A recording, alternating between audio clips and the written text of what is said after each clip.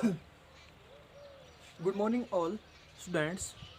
Today will be start the new chapter of the electricity. जो आज हम start करने जा रहे हैं वो आपके पास जो चैप्टर होगा वो इलेक्ट्रिसिटी है। इससे पहले जो आपने चैप्टर पढ़े हैं उसमें सबसे पहला था आपके पास light reflection and refraction. Second जो आपके पास था वो था human eyes and colourful day.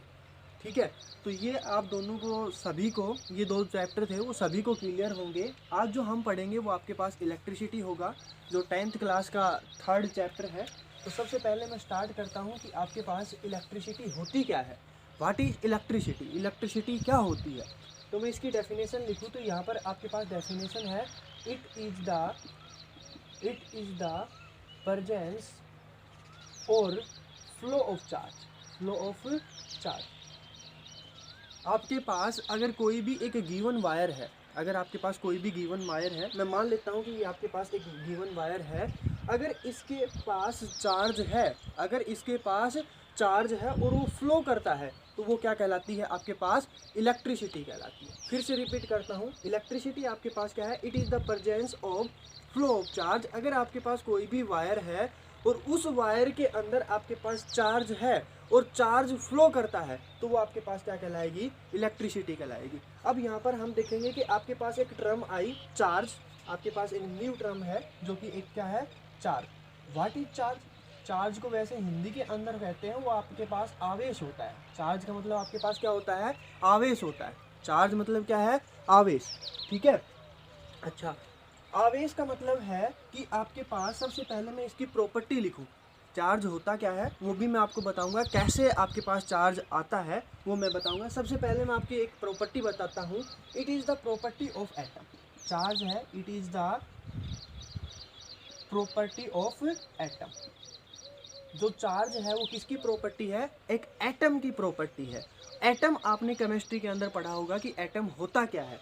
Atom के अंदर आपके पास न्यूक्लियस होता है और ऑर्बिट होते हैं। आपके पास क्या होता है, एक न्यूक्लियस होता है और क्या होते हैं, ऑर्बिट। ये आपके पास क्या होता है, ऑर्बिट होता है। वैसे एटम के पास इलेक्ट्रॉन होते हैं, प्रोटॉन होते हैं और न्यूट्रॉन होते हैं। फिर रिपीट कर रहा हूँ, पहली जो प्रॉपर्टी है वो आपके सामने है कि it is the property of the atom. ये आपके पास जो चार्ज है वो किसकी प्रॉपर्टी है, एटम की प्रॉपर्टी है। अब आपके पास एक वर्ड आया कि एटम क्या होता है। एटम के पास न्यूक्लियस होता है और ऑर्बिट होते हैं। न्यूक्लियस के अंदर जो होते हैं ना वो आपके पास प्रोटॉन और न्यूट्रॉन होते हैं, और जो ऑर्बिट होता है वहाँ पर आपके पास क्या होते हैं, इलेक्ट्रॉन्स होते हैं। ठीक है, ये आपने एटम केमिस्ट्री के में आपने अच्छे से डिटेल से पढ़ा होगा। फिजिक्स के अंदर भी काफ़ी बार यूज होगा कि एटम होगा क्या। ठीक है, तो आई होप ये सभी को समझ में आया होगा कि एटम क्या है। एटम एक ऐसा सब्सटेंस है जिसके पास आपके पास न्यूक्लियस है, ऑर्बिट है। जो भी न्यूक्लियस होगा, न्यूक्लियस के अंदर आपके पास प्रोटॉन होगा, न्यूट्रॉन होगा, और जो ऑर्बिट है उसमें आपके पास क्या होते हैं, इलेक्ट्रॉन्स होते हैं। ठीक है, अच्छा, चार्ज है वो आपके पास आया कहाँ से है, चार्ज आपके पास कहाँ से आया। देखो एग्जाम्पल की बात करते हैं, सिंपल एग्जाम्पल है। ये आपके पास कोई भी एक वायर है, ये आपके पास कोई भी मटेरियल है, इसको मैंने कोई भी मटेरियल माना, ये आपके पास दूसरा मटेरियल है। जब मैं इन दोनों को ऐसे रब करता हूँ ना, ये आपके पास एक मटेरियल है, ये आपके पास बी मटेरियल है। जब हम इन दोनों मटेरियल्स को क्या करते हैं, रब करते हैं, जब हम इन दोनों मटेरियल्स को क्या करेंगे, रब करेंगे, तो इसके ऊपर चार्ज क्रिएट होता है। हो सकता है वो पॉजिटिव चार्ज हो सकता है वो नेगेटिव चार्ज हो। हमें पॉजिटिव नेगेटिव अभी पता नहीं है कि आपके पास पॉजिटिव क्या होता है, नेगेटिव क्या होता है। ये आपके पास एक वायर था, एक कंडक्टर था, आपके पास कोई भी मटेरियल था, ये आपके पास दूसरा मटेरियल था। मैंने इन दोनों को रब किया, इन दोनों के ऊपर चार्ज आया। कैसा भी चार्ज आया, मुझे नहीं पता कि वो पॉजिटिव चार्ज है, नेगेटिव चार्ज है। ठीक है, तो आप किसी भी दो मटेरियल को जब रब करते हैं तो आपके पास क्या क्रिएट होता है, चार्ज क्रिएट होता है। वो आपके पास क्या कहलाता है, चार्ज कहलाता है। ये इसकी फर्स्ट प्रॉपर्टी थी। सेकंड प्रॉपर्टी है कि it may be positive and negative. It may be positive and negative.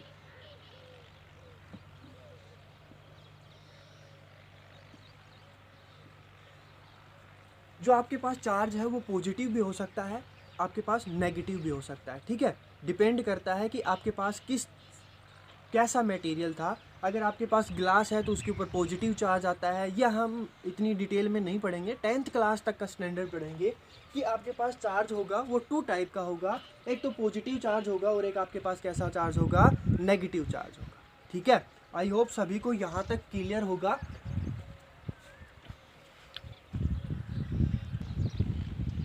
जो अगली प्रॉपर्टी है, जो थर्ड प्रॉपर्टी है हमारे पास, जो थर्ड प्रॉपर्टी है वो आपके पास है कि like charge repel each other. Like charge होंगे वो रिपेल करेंगे और अनलाइक चार्ज होंगे वो क्या करेंगे आपके पास, अट्रैक्ट ईच अदर। इसका मतलब क्या है, लाइक चार्ज क्या होते हैं, मतलब मे बी आपके पास एक पॉजिटिव चार्ज है और एक पॉजिटिव चार्ज है। जो लाइक चार्ज है उसका मतलब है कि आपके पास दोनों चार्जेस क्या होने चाहिए, सेम होने चाहिए। हो सकता है वो दोनों चार्ज पॉजिटिव पॉजिटिव हो सकता है वो दोनों चार्ज आपके पास कैसे हो, नेगेटिव नेगेटिव। अगर इसके ऊपर आपके पास चार्ज पॉजिटिव है और इसके ऊपर आपके पास चार्ज नेगेटिव पॉजिटिव है, दोनों के ऊपर आपके पास चार्ज कैसा है, पॉजिटिव है, और इन दोनों को अगर मैं ऐसे पास लेके आता हूँ तो ये क्या करेंगे, एक दूसरे से दूर जाएंगे, रिपेल ईच अदर। ठीक है, दोनों के बीच में जो फोर्स लगेगा वो कैसा फोर्स होगा, रिपल्सिव फोर्स होगा, रिपेल करेंगे एक दूसरे को।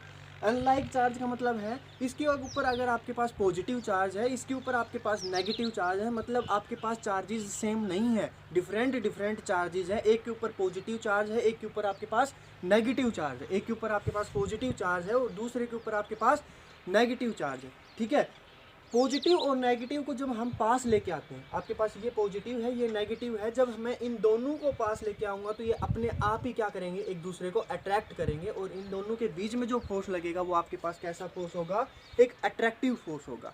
कैसा फोर्स होगा, अट्रैक्टिव फोर्स होगा। फोर्थ जो पॉइंट है वो आपके सामने कहता है कि it's SI unit is coulomb. It's जो एसआई यूनिट होती है, एसआई यूनिट ऑफ कूलम्ब, सी से रिप्रेजेंट करते हैं। ठीक है, कूलम्ब को हम किससे रिप्रेजेंट करते हैं, सी से। ये आपके पास क्या होता है, कूलम्ब होता है।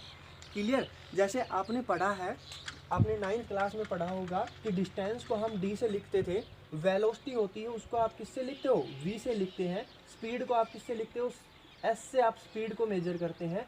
ऐसे ही आप जो जहाँ पर आपके पास चार्ज आएगा, जहाँ पर भी आपके पास चार्ज आएगा उसको हम किससे नोट करेंगे, क्यू से नोट करेंगे। किससे नोट करेंगे, क्यू से। तो मैं लिख सकता हूँ कि इट इज डिनोटेड बाई, अगली प्रॉपर्टी में लिख सकता हूँ कि it is denoted by Q. जो चार्ज टर्म होगी उसको हम किससे नोट करेंगे, क्यू से नोट करेंगे। फिर मैं रिपीट करता हूँ एक बार, फिर से मैं जो पढ़ाया है वो आपको सामने फिर रिपीट करता हूँ। आज हमने जो स्टार्ट किया है वो आपके पास था इलेक्ट्रिसिटी। इलेक्ट्रिसिटी क्या होती है, आपके पास कोई भी लाइट है, कोई भी ऊर्जा है, एक तरह की एनर्जी होती है। ठीक है, मैं कहता हूँ कि it is the presence of flow of charge. अगर आपके पास कोई भी गिवन कंडक्टर है, या मैंने मान लिया कि आपके पास कोई भी गिवन कंडक्टर है, इस कंडक्टर के अंदर चार्ज का प्रेजेंस होना और फ्लो करना, इसके अंदर चार्ज होना और उस चार्ज का फ्लो करना आपके पास क्या कहलाती है, इलेक्ट्रिसिटी कहलाती है। क्या कहलाती है, इलेक्ट्रिसिटी कहलाती है। अब हमारे पास एक टर्म आती है, क्या, चार्ज टर्म आई। इस चार्ज को मैंने डिफाइंड किया तो आपके पास सबसे पहले मैंने लिखा कि चार्ज क्या होता है। चार्ज आपके पास जब क्रिएट होगा जब आपके पास कोई भी दो बॉडी होंगी, एक ये बॉडी है, एक आपके पास ये बॉडी है, मैं इनको दोनों को रब करता हूँ और रब करने से इसके ऊपर भी चार्ज आता है और इसके ऊपर भी चार्ज आता है। मे बी इसके ऊपर कैसा भी चार्ज आए और मे बी इसके ऊपर भी आपके पास कैसा भी चार्ज आए, ये डज नॉट मैटर। ठीक है, ये मैटर नहीं कर रहा कि कैसा चार्ज आए, सिर्फ हमने ये पढ़ा कि आपके पास दो बॉडी हैं और उन दोनों बॉडीज़ को अगर मैं क्या करता हूँ, रब कर रहा हूँ, उन दोनों को ऐसे रब करता हूँ तो वो क्या करते हैं, एक दूसरे के ऊपर चार्ज क्रिएट करते हैं। जैसे कि आपके पास कंघा होता है, कई बार अगर मैं सिंपल एग्जांपल की बात करूँ, कंघा सभी ने देखा होगा, अगर मैं उसको ऐसे सर के अंदर ऐसे रब करता हूँ तो अगर उसके पास अगर मैं कोई टुकड़ा लेके आऊँ, कागज़ के जो टुकड़े लेके आता हूँ तो वो उसको क्या करता है, अट्रैक्ट करता है। क्या करते हैं, अट्रैक्ट करते हैं। तो इसका मतलब है वहाँ पर आपके पास क्या है, चार्जेज है। ठीक है, अच्छा, मैं कहता हूँ पहली प्रॉपर्टी जो होती है वो आपके पास होती है, it is the property of atom. जो चार्ज है वो प्रॉपर्टी है किसकी, एटम की आपके पास। ठीक है, जो एटम होता है उसको मैंने एक्सप्लेन किया कि आपके पास एटम है वो कुछ इस तरीके से होता है, इसके अंदर एक न्यूक्लियस होता है, ये आपके पास क्या है, न्यूक्लियस। क्या है, न्यूक्लियस है, और ये आपके पास क्या है, ऑर्बिट है। ठीक है, ऑर्बिट। जो न्यूक्लियस होता है उसके अंदर आपके पास क्या होते हैं, प्रोटॉन होते हैं, न्यूट्रॉन होते हैं। दो टर्म होती है, प्रोटॉन और न्यूट्रॉन। और ऑर्बिट के अंदर जो होता है वो आपके पास क्या होता है, इलेक्ट्रॉन होते हैं। ऑर्बिट के अंदर जो होता है वो आपके पास क्या होंगे, इलेक्ट्रॉन।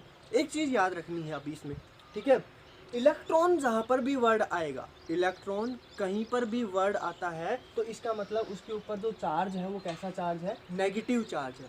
अगर आपके पास प्रोटॉन आता है तो उसके ऊपर पॉजिटिव चार्ज है, और न्यूट्रॉन आता है इसका मतलब उसके ऊपर कोई चार्ज नहीं है, वो न्यूट्रल है।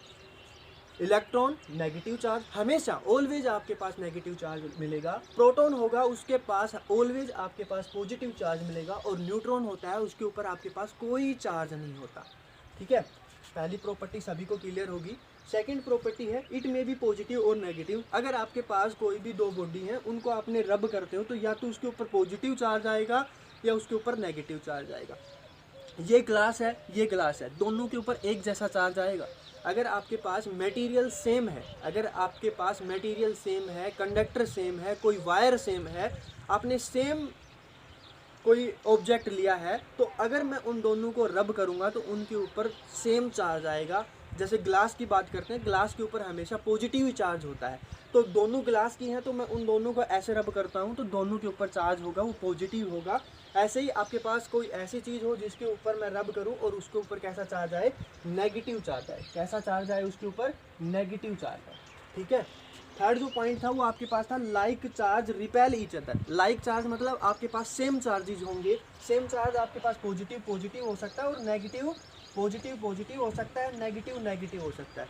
अगर आपके पास पॉजिटिव पॉजिटिव चार्ज है, इसके ऊपर भी पॉजिटिव चार्ज, इसके ऊपर भी पॉजिटिव चार्ज, दोनों को मैं पास लेके आ रहा हूँ। इसके ऊपर भी पॉजिटिव चार्ज है, इसके ऊपर भी पॉजिटिव चार्ज है, दोनों को मैं पास लेके आता हूँ। अगर मैं दोनों को पास लेके आऊँगा तो आपके पास कैसा होगा, रिपल्सिव होगा, एक रिपल्सन होगा। ठीक है, अगर नेगेटिव नेगेटिव होंगे तो भी आपके पास क्या होगा, रिपल्सन होगा। अगला कहता है कि unlike charge attract each other. Unlike charges का मतलब है कि आपके पास जो चार्ज है वो क्या हो, डिफरेंट हो। एक पॉजिटिव है, एक नेगेटिव है। एक आपके पास पॉजिटिव है और दूसरा आपके पास क्या है, नेगेटिव। तो इन दोनों के बीच में जो फोर्स लगेगा वो आपके पास कैसा फोर्स होगा, अट्रैक्टिव फोर्स होगा। कैसा फोर्स होगा आपके पास, अट्रैक्टिव फोर्स होगा। अच्छा, फोर्थ प्रॉपर्टी कहती है कि जो इसको मेजर करेंगे, चार्ज को जो मेजर करेंगे, it's SI unit is coulomb. जब चार्ज को हम मेजर करेंगे, जैसे आपने मेजर किया, वेलोसिटी को मेजर किया मीटर पर सेकंड के अंदर, ठीक है, ऐसे डिस्टेंस को आप मेजर करते हो मीटर के अंदर, तो सेम आपके पास जहाँ पर भी चार्ज होगा उसकी एसआई यूनिट क्या होगी, कूलाम होगी। उसकी एसआई यूनिट क्या होगी आपके साथ, कूलाम होगी। फिफ्थ पॉइंट कहता है कि it is denoted by Q. और चार्ज को हम किससे नोट करेंगे, क्यू से नोट करेंगे। जैसे मैंने एग्जांपल के लिए बताया कि अगर आपके पास डिस्टेंस है, आपके पास क्या है, डिस्टेंस है, डिस्टेंस को किससे मेजर करते हैं, डी से मेजर करते हैं। ऐसे ही आपके पास वेलोसिटी होती है, वेलोसिटी को किससे मेजर करते हैं, हम वी से मेजर करते हैं। इसी प्रकार आपके पास चार्ज होगा, उसको हम किससे मेजर करेंगे, क्यू से मेजर करेंगे। आपको ये पांचों पॉइंट नोटबुक के अंदर लिखने हैं और ये डेफिनेशन आपको नोटबुक के अंदर लिखनी है। इससे आगे और पढ़ेंगे, थोड़ा चार्ज के बारे में थोड़ी और डिटेल्स लेंगे। देखो आगे,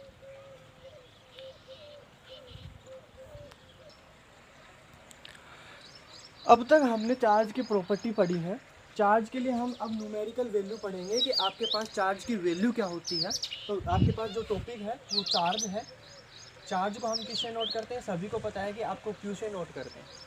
ठीक है, अब हमने ये भी पढ़ लिया कि आपके पास ऑर्बिट होगा। ऑर्बिट के अंदर आपके पास क्या क्या होंगे। सबसे पहले मैं बात करूँ कि इलेक्ट्रॉन होंगे, न्यूट्रॉन होंगे और प्रोटॉन। आपके पास तीन टर्म होंगी। इलेक्ट्रॉन्स हैं वो ऑर्बिट के अंदर होती हैं, प्रोटॉन और न्यूट्रॉन हैं वो न्यूक्लियस के अंदर होता है। ठीक है, इलेक्ट्रॉन के ऊपर जो चार्जेज होता है वो नेगेटिव होता है, प्रोटॉन के ऊपर जो चार्ज होता है वो पॉजिटिव, और ये आपके पास न्यूट्रल होता है, चार्जलेस होता है। ठीक है, आई होप ये सभी को समझ में आ रहा होगा। इससे आगे हम बात करते हैं। इससे आगे मैं कहता हूँ कि एक इलेक्ट्रॉन, आपके पास कोई भी एक इलेक्ट्रॉन है, जैसे कि मैं कहूँ कि एक पर्सन है। ठीक है, अगर आपके पास एक इलेक्ट्रॉन है तो उसके ऊपर चार्ज कितना होगा, उसकी वैल्यू कितनी होगी। ठीक है, ये कांस्टेंट होती है, तो उसकी जो वैल्यू होती है वो -1.6 इंटू 10⁻19 कूलाम। एक इलेक्ट्रॉन की वैल्यू, ये आपके पास एक इलेक्ट्रॉन है। अगर आपके पास 5 इलेक्ट्रॉन होंगे तो इसको आप 5 से मल्टीप्लाई कर दोगे तो आपके पास क्या आएगा, 5 इलेक्ट्रॉन्स की वैल्यू आ जाएंगी। ऐसे ही मैं कहता हूँ कि एक इलेक्ट्रॉन की जो वैल्यू होगी वो आपके पास क्या होगी, -1.6 इंटू 10⁻⁻19 कूलाम होगी। ऐसे ही मैं कहूँ कि आपके पास एक प्रोटॉन की जो वैल्यू होगी वो कितनी होगी, 1.6 इंटू 10⁻⁻19 कूलाम। ये आपके पास न्यूमेरिकल वैल्यू है, कांस्टेंट वैल्यू है और इम्पोर्टेंट वैल्यू है। इसको याद रखना है, सभी को याद होनी चाहिए कि आपके पास एक इलेक्ट्रॉन के ऊपर चार्ज कितना होता है। तो जो एक इलेक्ट्रॉन के ऊपर जो चार्ज होता है वो होता है 1.6 इंटू 10⁻⁻19 कूलाम। ठीक है, सभी को क्लियर होगा। अच्छा, अब मैं एक न्यूमेरिकल देता हूँ, छोटा सा न्यूमेरिकल जो काफ़ी बार पूछा जाता है। एक कूलाम चार्ज के ऊपर मैं कहता हूँ कि एक कूलाम चार्ज के ऊपर आपके पास कितने नंबर ऑफ इलेक्ट्रॉन होंगे। क्वेश्चन क्या है कि एक कूलाम चार्ज, आपके पास एक कूलाम चार्ज है, उसके ऊपर मुझे ये बताना है कितने इलेक्ट्रॉन हो सकते हैं। समझ में आ रहा है क्वेश्चन? देखो अभी मैंने कहा था कि एक इलेक्ट्रॉन के ऊपर जो चार्ज है वो -1.6 इंटू 10⁻⁻19 है, और एक प्रोटॉन के ऊपर जो चार्ज होता है वो आपके पास होता है 1.6 इंटू 10⁻⁻19 कूलाम। अब मैं कहता हूँ कि आपके पास एक कूलाम चार्ज है, आपके पास क्या है, एक कूलाम चार्ज है, उसके अंदर नंबर ऑफ इलेक्ट्रॉन कितने होंगे। तो एक फॉर्मूला होता है, फॉर्मूला है आपके पास Q = Ne। Q का मतलब होता है आपके पास चार्ज, कितने अमाउंट ऑफ चार्ज पूछता है, 1 पूछता है, 2 पूछता है, 4 पूछता है, 5 पूछता है, 10 पूछता है। ठीक है, N का मतलब होता है नंबर ऑफ इलेक्ट्रॉन, और E का मतलब होता है कि एक इलेक्ट्रॉन पर चार्ज। ठीक है, चार्ज ऑन 1 इलेक्ट्रॉन, ये आपके पास फॉर्मूला, चार्ज ऑन 1 इलेक्ट्रॉन। ठीक है, तो मुझे वैल्यू किसकी पूछ रहा है कि एक कूलाम के ऊपर कितने नंबर ऑफ इलेक्ट्रॉन होंगे। तो मैं इस फॉर्मूले को यहाँ पर लिखता हूँ फिर से, Q = Ne। तो N = Q/E होगा या नहीं होगा। Q की वैल्यू मुझे गिवन है 1, E की वैल्यू मुझे गिवन है -1.6 इंटू 10⁻⁻19 कूलाम। अगर मैं इसको सोल्व करूँगा ना तो आपके पास जो टर्म आती है वो आएगी 6.25 इंटू 10⁻18 कूलाम। ठीक है, सभी को क्लियर होगी ये चीज़, कैसे आया सभी को क्लियर है। ये मेरे हिसाब से सभी को क्लियर होनी चाहिए, सभी को समझ में आया होगा। मैं इसको फिर से आपके सामने डिस्क्राइब करता हूँ। सबसे पहले हमने पढ़ा था चार्ज में आपने ये डिटेल पढ़ ली। इसके बाद मैं कहता हूँ कि जो एक इलेक्ट्रॉन होता है, आपके पास एक इलेक्ट्रॉन है, उस एक इलेक्ट्रॉन के ऊपर जो चार्ज की वैल्यू होगी वो होगी -1.6 इंटू 10⁻⁻19 कूलाम। सभी को याद रखनी है ये वैल्यू कितनी होती है। ऐसे ही मैंने कहा कि एक प्रोटॉन के ऊपर जो वैल्यू होगी वो आपके पास माइनस हट जाएगा और आपके पास कैसा आ जाएगा, 1.6 इंटू 10⁻⁻19 कूलाम। एक न्यूमेरिकल दिया है, न्यूमेरिकल में मैंने कहा कि एक कूलाम चार्ज के ऊपर, कितने कूलाम चार्ज के ऊपर, एक कूलाम चार्ज के ऊपर कितने नंबर ऑफ इलेक्ट्रॉन होते हैं। तो आपके पास जो फॉर्मूला होगा वो होगा Q = Ne। Q को मैंने लिखा कि आपके पास चार्ज होता है, N आपके पास नंबर ऑफ इलेक्ट्रॉन होते हैं, E का मतलब होता है कि एक इलेक्ट्रॉन के ऊपर कितना चार्ज होगा, एक इलेक्ट्रॉन के ऊपर कितना चार्ज होगा। ठीक है, फॉर्मूला को मैंने बनाया। आपको वैल्यू किसकी चाहिए, नंबर ऑफ इलेक्ट्रॉन की। नंबर ऑफ इलेक्ट्रॉन को आप इस तरीके से लिख सकते हो कि N = Q/E। Q की वैल्यू आपके पास क्या है 1, और E की वैल्यू आपके पास क्या है -1.6 इंटू 10⁻⁻19 कूलाम। आपके पास इसकी कैलकुलेशन होगी वो आएगी 6.25 इंटू 10⁻18 कूलाम। 6.25 into 10⁻18 coulomb. ऐसे ही अगर आपको पूछे कि 2 कूलाम, आपके पास पूछे कि 2 कूलाम चार्ज के अंदर, कितने के अंदर, 2 कूलाम चार्ज के अंदर कितने नंबर ऑफ इलेक्ट्रॉन होंगे, तो यहाँ पर क्या आ जाएगा, आपके पास 2 आ जाएगा, और इसकी जो भी कैलकुलेशन होगी वो आपके पास रिजल्ट आएगा। समझ में आया दूसरा न्यूमेरिकल। अगर आपके पास ये कह दे कि 2 कूलाम चार्ज के ऊपर कितने नंबर ऑफ इलेक्ट्रॉन होंगे, तो 2 कूलाम की 1 की जगह आपके पास क्या आ जाएगा, 2 अपॉन क्या आएगा, 2 अपॉन -1.6 इंटू 10⁻19 कूलाम। ठीक है, जो भी कैलकुलेशन आती है वो आपके पास इसका रिजल्ट आएगा। ठीक है, आई होप चार्ज के बारे में सभी को क्लियर होगा। वैसे चार्ज के बारे में और कुछ भी है बताने के लिए। ठीक है, आपके पास कहीं पर भी पॉजिटिव चार्ज होता है, उसकी जो इलेक्ट्रिक फील्ड लाइन जनरेट करता है। ठीक है, अगर आपके पास 2 चार्जेज है या एक चार्ज है, जैसे पॉजिटिव चार्ज है तो ये एक इलेक्ट्रिक फील्ड जनरेट करता है। क्या करता है, इलेक्ट्रिक फील्ड क्रिएट करता है। ठीक है, और जो इलेक्ट्रिक फील्ड होगा वो रियली आउटवर्ड होगा, जो इलेक्ट्रिक फील्ड होगा वो आपके पास क्या होगा, रियली आउटवर्ड होता है। कुछ इस तरीके से देखें कैसे होगा। वैसे 10th क्लास में आता नहीं है, +2 जब आप अपर क्लासेज में होंगे तब आपके पास इलेक्ट्रिक फील्ड लाइन आती है। इसे इलेक्ट्रिक फील्ड लाइन कहते हैं। इलेक्ट्रिक फील्ड लाइन होती है वो आपके पास ये कोई भी चार्जेज है कुछ इस तरीके से इलेक्ट्रिक फील्ड लाइन क्रिएट होती है। जो इनकी डायरेक्शन होती है ना वो आपके पास आउटवर्ड होती है। आपके पास क्या होती है? आउटवर्ड होती है। ऐसे ही अगर आपके पास नेगेटिव चार्ज है, कोई भी एक नेगेटिव चार्ज है, उस नेगेटिव चार्ज की जो इलेक्ट्रिक फील्ड लाइन होंगी वो ऐसे ही होंगी, लेकिन उनकी जो डायरेक्शन होगी ना वो आपके पास क्या होगी? अंदर की तरफ होगी, इनसाइड होगी। ठीक है, तो ये टर्म है इलेक्ट्रिक फील्ड लाइन जो 12th क्लास के हैं। 12th क्लास में इलेक्ट्रोस्टैटिक्स के अंदर आती है, सभी ने पढ़ लिया होगा। अगर कोई 12th का बच्चा इस वीडियो देख रहा होगा तो ये आपने पहले से पढ़ी है कि इलेक्ट्रिक फील्ड लाइन कैसे होती है कैसे नहीं होती है। ये आपको पढ़ना है 10th क्लास में। चार्जेस क्या होते हैं, चार्ज के ऊपर कितने, एक इलेक्ट्रॉन के ऊपर चार्ज कितना होता है, एक प्रोटॉन के ऊपर चार्ज कितना होता है, एक कूलम्ब के ऊपर कितने नंबर ऑफ इलेक्ट्रॉन्स होते हैं। ठीक है, तो ये आपको याद होना चाहिए। आपको ऐसे लिखना है, चार्ज ये वैल्यू लिखनी है, ये लिखना है, ये लिखना है, सब कुछ उतारना है इसमें से। ठीक है, जो आप नोटबुक के अंदर लिखते हो साथ साथ नोट्स बनाते रहें, नोट्स के ऊपर बिल्कुल ध्यान दें।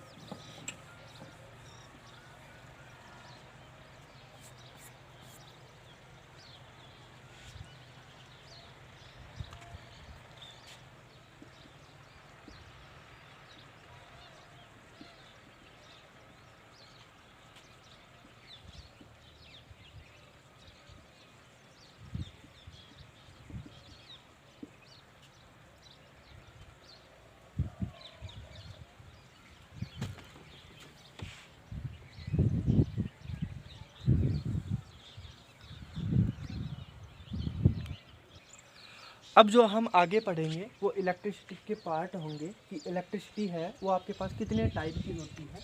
तो जो इलेक्ट्रिसिटी होती है ना वो आपके पास 2 टाइप की होती है। एक होती है स्टैटिक इलेक्ट्रिसिटी और होती है करंट इलेक्ट्रिसिटी। ये हमें पढ़नी है कि करंट क्या होगा, करंट इलेक्ट्रिसिटी क्या होगी, और ये आपको क्या करना है एक बार देखना है स्टैटिक इलेक्ट्रिसिटी क्या होती है। आपके पास कोई भी एक स्केल है, ठीक है, ये आपके पास कोई स्केल है। इस स्केल के ऊपर आपके पास कुछ इस तरीके से मार्जिन दे रखा है।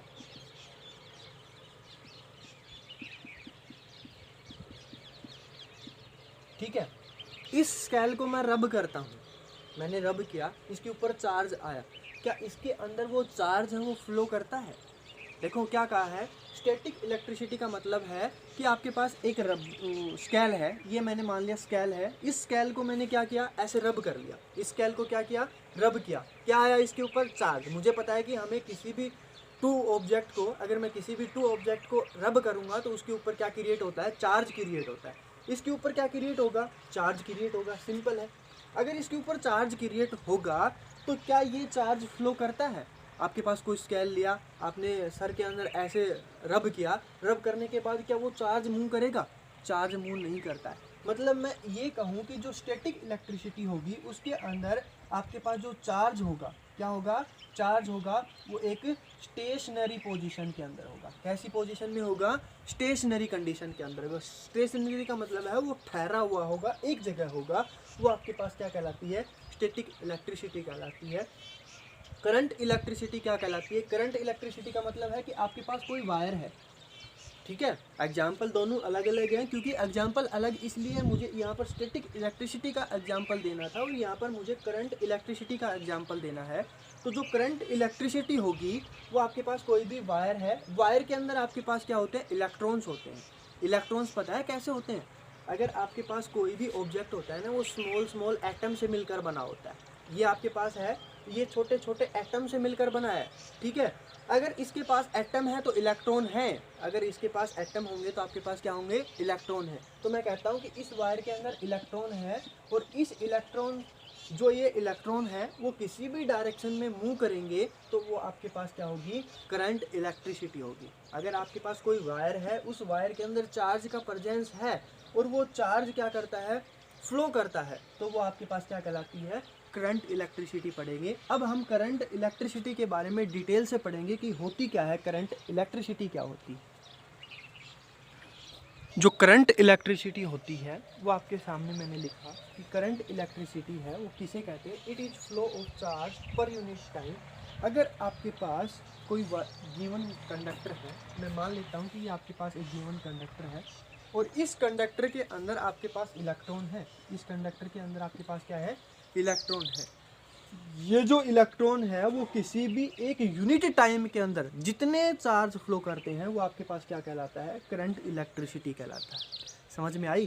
करंट इलेक्ट्रिसिटी क्या होती है, it is a flow of charge per unit time. किसी भी टाइम पीरियड के अनुसार एक यूनिट टाइम के अंदर जितने चार्ज आपके पास फ्लो करेंगे वो आपके पास क्या कहलाती है, करंट इलेक्ट्रिसिटी कहलाती है। अगर इसका फॉर्मूला लिखें तो मैं लिख सकता हूँ, करंट इलेक्ट्रिसिटी को बेसिकली हम करंट के नाम से ही जानते हैं। करंट इज इक्वल टू किसके equal, charge upon time, charge upon time. ये मैथमेटिकल है, इसका मतलब भी आपके पास सेम है कि आपके पास एक यूनिट टाइम के अंदर जो चार्ज फ्लो करता है वो क्या कहलाता है, करंट कहलाता है। एक यूनिट टाइम के अंदर जितना चार्ज फ्लो करेगा वो आपके पास क्या कहलाएगा, करंट कहलाएगा। ठीक है, सभी को क्लियर है?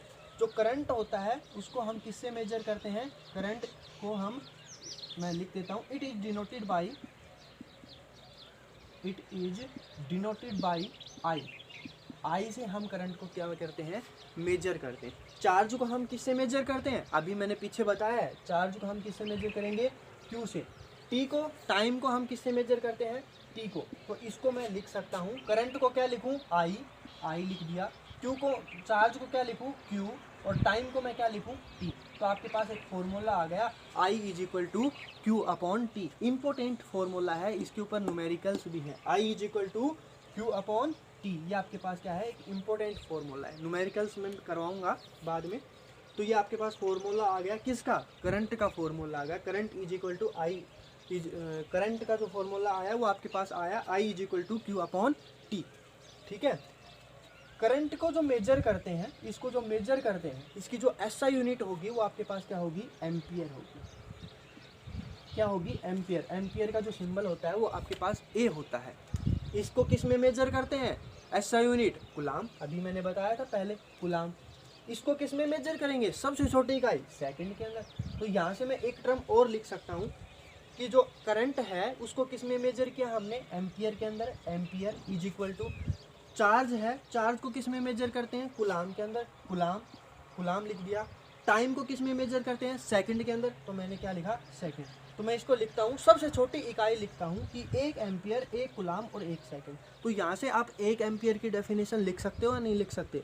एक एम्पियर की जो डेफिनेशन होगी वो आपके पास क्या होगी कि आपके पास कोई गिवन कंडक्टर है, कोई भी एक गिवन कंडक्टर है, उसमें एक सेकंड के अंदर एक कुलाम चार्ज फ्लो करे, उसे हम क्या कहते हैं, 1 एम्पियर कहते हैं।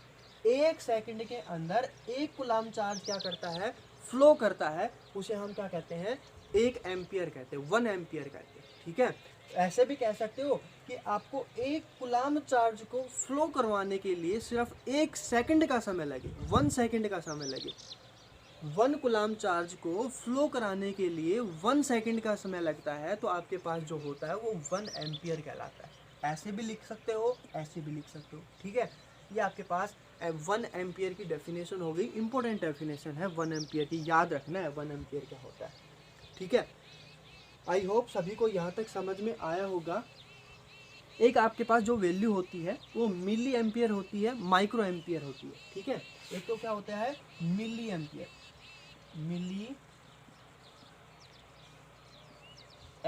और एक होता है माइक्रो एम्पियर।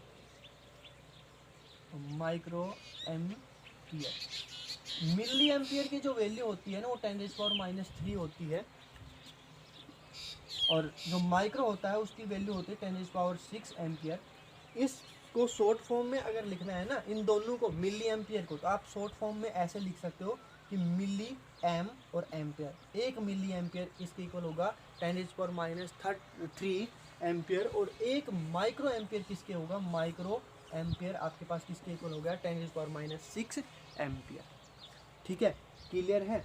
अच्छा, जो आपके पास इलेक्ट्रिसिटी है, मैं यहाँ पर और थोड़ा सा डिटेल बता देता हूँ, इस चैप्टर को ख़त्म नहीं करते हैं, इलेक्ट्रिसिटी को हम यहाँ पर फिनिश करते हैं। इलेक्ट्रिसिटी है करंट इलेक्ट्रिसिटी। करंट इलेक्ट्रिसिटी को किससे मेजर करते हैं हम? एम्पियर से। अब मैं कहता हूँ कि जो भी सर्किट होगा, आपके पास एक सर्किट है, ये कुछ इस तरीके से एक सर्किट है, यहाँ पर मैंने एक बल्ब लगा दिया, ये आपके पास बैटरी है, ये पॉजिटिव है और ये नेगेटिव है। यहाँ पर मुझे क्या लगाना है? ये एम्पियर लगाना है। एम्पियर का क्या करेगा कि वो करंट को मेजर करेगा कि सर्किट के अंदर कितना करंट है। एम्पियर है वो क्या मेजर करेगा? करंट को मेजर करेगा कि सर्किट के अंदर करंट कितना है। तो यहाँ पर मैंने एम्पियर लगाया और एम्पियर का जो सिंबल होगा ना वो कुछ इस तरीके से होता है, ये आपके पास एम्पियर होता है। वैसे एम्पियर है वो मेरे पास है नहीं, कभी लैब में मैं आपको दिखाऊंगा कि एम्पियर क्या होता है। तो ये मैंने यहाँ पर एम्पियर लगा दिया। अगर आप किसी भी सर्किट के अंदर एम्पियर को जोड़ते हैं, अगर आप किसी भी सर्किट के अंदर एम्पियर को जोड़ते हैं तो वो हमेशा किस में जुड़ेगा? सीरीज के अंदर जुड़ेगा। किसके अंदर जुड़ेगा? सीरीज के अंदर, क्योंकि इसका रेजिस्टेंस होता है ना वो लो होता है। बिकॉज जो आपके पास रेजिस्टेंस होगा वो क्या होगा? Low resistance. क्या होगा? लो रेजिस्टेंस होगा। रेजिस्टेंस हम पढ़ेंगे कि रेजिस्टेंस होता क्या है, आगे हम पढ़ेंगे। सिर्फ ये याद रखें, आपके पास एम्पियर है, एम्पियर का जो सिंबल है वो आपके पास ये है। किसका सिंबल है? एम्पियर का।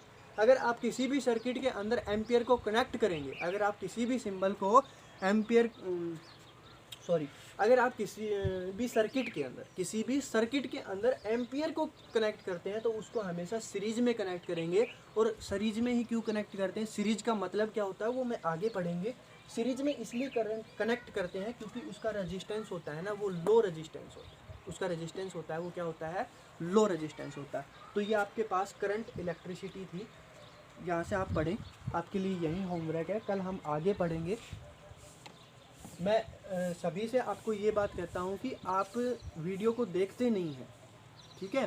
तो सभी से रिक्वेस्ट है कि आप वीडियो को देखें, और जो भी स्टूडेंट्स हैं वो देखेगा वो कमेंट करेगा। अगर उसको समझ में आता है तो वो अच्छा कमेंट करे, नहीं समझ में आता है तो भी अच्छा कमेंट करे, लेकिन वो क्या करे कि भाई सर हमें ये स्टेप समझ में नहीं आया, ताकि उसका सॉल्यूशन निकले।